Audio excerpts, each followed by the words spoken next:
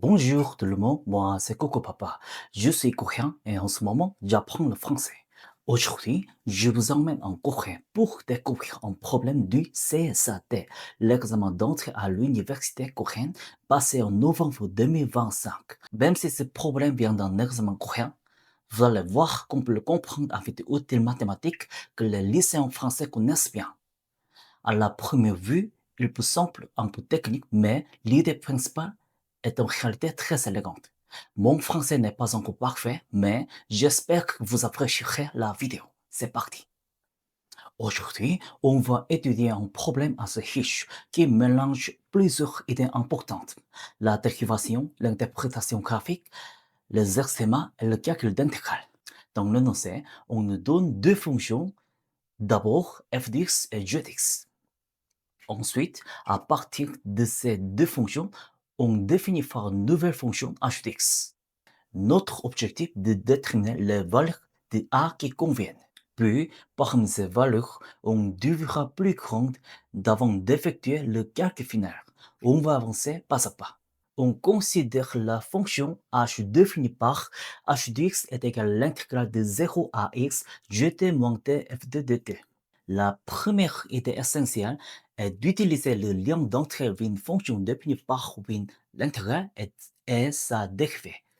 D'après le théorème fondamental de l'analyse, h' dx est égal à zx moins f dx. Donc, pour étudier les variations de h, il suffit d'étudier le signe de gdx moins f dx. Autrement dit, il faut comparer les graphes de f et de g.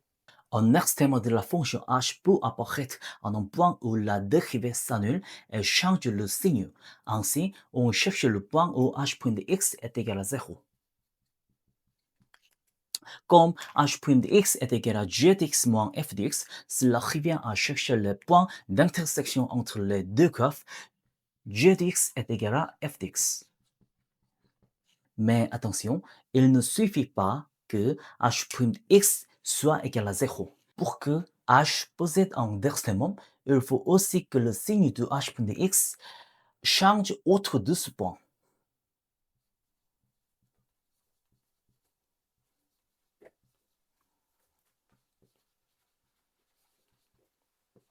Regardons maintenant le cas où a inférieur ou égal à 1. Dans ce cas, d'après la position relative des deux graphes, on observe que pour x strictement inférieur à 1, on a g dx supérieur ou égal à f dx. Donc, h' dx supérieur ou égal à 0. Cela signifie que la fonction h est croissante sur ses parties. Ensuite, pour x compris entre 0 et 1, on a même g dx strictement supérieur à f dx. Donc, h' dx strictement supérieur à 0. Et la fonction h continue d'augmenter. En revanche, pour x strictement supérieur à 1, on a f dx strictement supérieur à g dx. Donc, h' dx strictement inférieur à 0. La fonction h devient alors décroissante. On voit donc le signe du h' de x passe de positif à négatif en x égale 1. Par conséquent, la fonction h possède un extrêmement en x égale 1.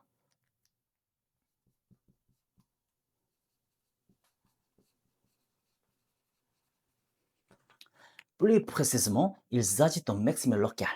Ainsi, lorsque a inférieur ou égal à 1, la condition est satisfaite. Étudions maintenant le cas où a strictement supérieur à 1. Dans ce cas, il existe dans d'autres points d'intersection entre les graphes de f et de g. Pour x strictement supérieur à 1, appelons ce point x égale b. On a alors fb est égal à GB. Alors, H'(B) est égal à 0. Entre 1 et B, on observe que le cap de G de x au-dessus de celle de f de x. Alors, G de x supérieur f de x. Donc, H' de x supérieur à 0. Puis, pour x strictement supérieur à B, on a f de x supérieur G de x. Donc, H' de x inférieur à 0. Ainsi, en x égale b, le signe de h' de x positif passe de positif de négatif. La fonction h possède donc d'extrêmement en x égale b. En extrêmement.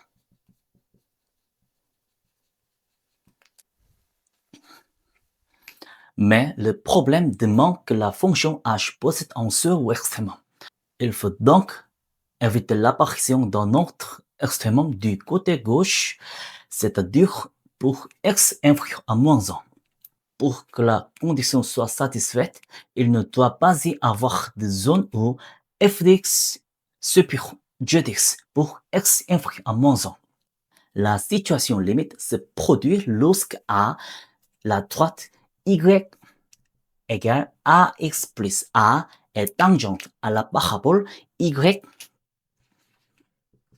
égale à moins x au carré du côté x inférieur à moins 1. C'est donc situation de tangence. Nous supposons le point de tangence est pour coordonner t virgule moins t au carré. La dérivée de la fonction moins x au carré est égale à moins 2x. Donc, au point d'abscisse t, la pente de la tangence est moins de t.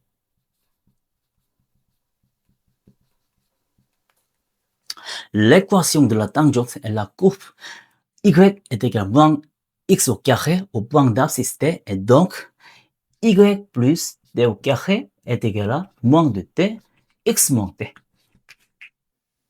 Cette droite doit passer le point moins 1,0. On remplace donc x par moins 1 et y par 0.